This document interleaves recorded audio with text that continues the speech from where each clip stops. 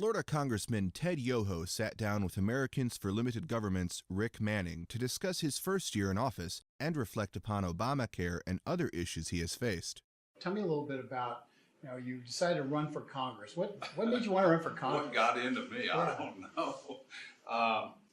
Just being a person in business for the last 30 years and grew up with, conservative American values and grew up in Pompano to where we were able to go to school, take advantage of the opportunity in this country. And my wife and I, we got married at an early age, 19, and we just went to work. We took advantage of that opportunity that becomes the American dream.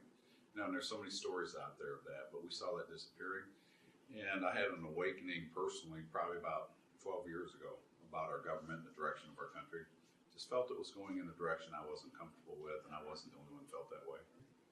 2 9/11s ago, we had Benghazi. Mm-hmm. And, we're still sitting there trying to figure out what happened, being stonewalled. The Benghazi story, it's unique in that we had 4 servicemen killed without any retaliation, without any trying to go in there and save them. We had an administration denying. At first, they came out and said it was terror. In the first couple hours, they said it was a terrorist attack. Then they squelched that and put that under the rug and came out and said it was that silly YouTube video of the Muslim world and depicting Muhammad in a bad light. And we know that was false. But yet they went on national TV for 2.5 weeks going over this story and trying to build credibility. And then the whole time they were losing credibility to the point that they had to come out and admit it was a terrorist attack, which we all knew from the beginning. And it was on 9/11. The reports that we've seen on our foreign affairs said they knew ahead of time that this was possibly going to happen. There's so many reports out there juxtaposed to the administration's position that they need to be held accountable. And I think it goes, if we go beyond that, what does this mean to the American government? You've got, when Hillary Clinton says, what difference does it make? I was there that day, and I'll tell you the difference it makes.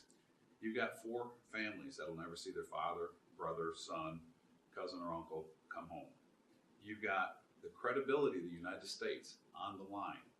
If we can't trust our own government on telling us the truth, how can we ever expect another nation to trust us? And I think you're seeing a perfect example of that, how it plays out in the Middle East right now, how it's playing out in Germany with the NSA spying.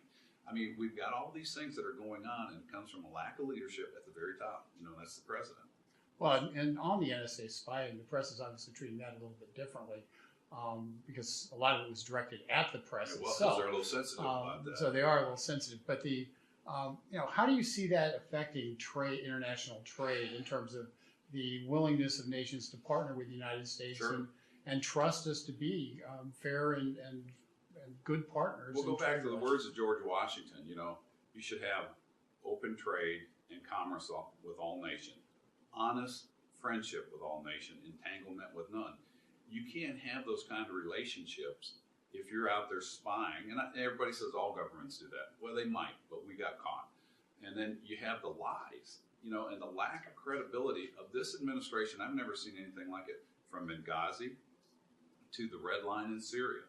There is a red line. No, there wasn't a red line. I didn't draw a red line. The world drew the red line. We all heard what he said. This is not about regime change. Oh, yeah, he's got to go. He said that, and then he says he denied that.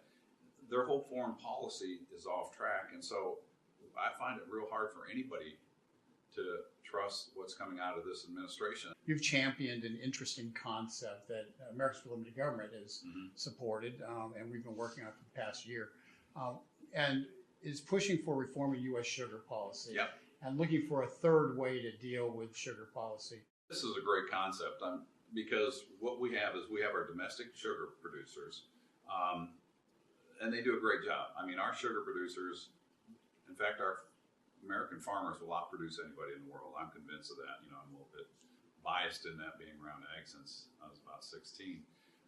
But they're competing on a world market that is heavily subsidized. And you've got Mexico the government of Mexico owns 20% of the sugar production in Mexico. Brazil heavily subsidizes their sugar market. And Brazil accounts for over 50% of the world's sugar exports. And if we were to put our farmers at a disadvantage by getting rid of the program we have, they would go out of business. We would be indebted to a foreign nation, dependent on another foreign nation. And we tried that with oil back in the 70s. We found out it didn't work so well for us. We don't ever want to do that with any of our agricultural products. But getting back to sugar, the concept is this. Our sugar producers and the United States government would be willing to go to a zero-sum game. That means there is no price support from the U.S., and they would compete on a world market provided all other countries stop subsidizing their sugar producer. Our goal as government should be to make America stronger and more competitive in the world with as little influence from our American government as possible. Just open it up to where the rules apply to everybody equally. And if we do that, we've talked to a lot of the sugar producers. They would love it if we could help get rid of the world subsidy. So that's our goal. What kind of reception have you received here on the Hill for the approach? I think overall we've received a lot of support on that. We get more and more people, are interested in that. And of course, in the states domestically here, you have the sugar producers, and then you have the processors, and they're always clamoring about the cost of sugar. Yeah, our sugar prices were a little higher, but they've dropped to historic lows. And since 2002 to 2010, the cost of that program to the American taxpayers has been zero. When you wake up in the morning, what's the thing you want to, every single day that you want to get done when you're here? I want to see America get back on track. I want to get us back. I grew up in the Ronald Reagan years. I remember John Kennedy. I remember our country achieving greatness. We're sliding in the other direction. You look at our testing scores in our students. We've dropped down. America used to be the best at everything we did, pretty much. That was the impression. But we're not anymore.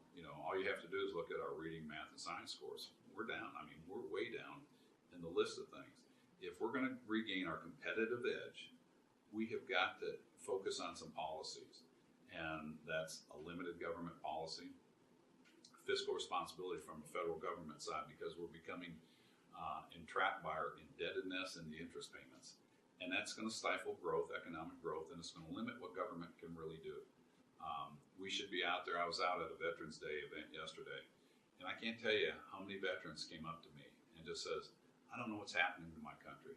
It doesn't stand for what it used to stand. And I know with time things change, but the basics and the founding principles, our core values, and our constitutional principles should never change. Those are the very bedrock of this country.